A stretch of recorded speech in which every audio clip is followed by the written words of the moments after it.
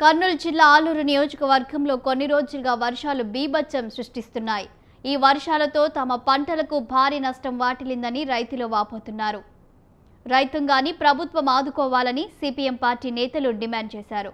Party జిల్లా నాయకులు Veerasekhar party నేతలతో కలిసి మునిగిన పంటను పరిశీలించారు.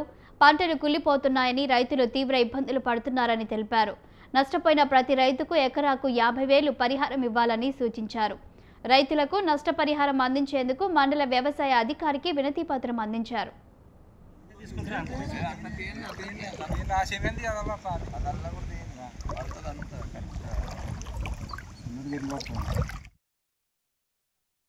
పది 12 రోజులుగా దేవనకొండ మండలంలో కురుస్తున్నటువంటి వర్షాల నేపథ్యంలో చాలా తీవ్రమైన నష్టం రైతాంగానికి జరిగింది. మనం చూస్తున్నాం. ఈరోజు పాలకుర్తి రెవెన్యూ పరిధిలో ఉన్నటువంటి పొలాల్లో ఈరోజు మేము సిపిఎం అదేవిధంగా మా ప్రజా సంఘాల బృందం ఈరోజు పరిశీలించడానికి రావడం జరిగింది. చాలా తీవ్రమైన నష్టం జరిగింది. చాలా ఎక్కువ పెట్టుబడులు పెట్టి, అధిక పెట్టుబడులు పెట్టి వ్యవసాయాన్ని నమ్ముకున్నటువంటి రైతులకి ఈ పరిస్థితి చాలా హృదయ విదారకంగా ఉంటూ వస్తుంది.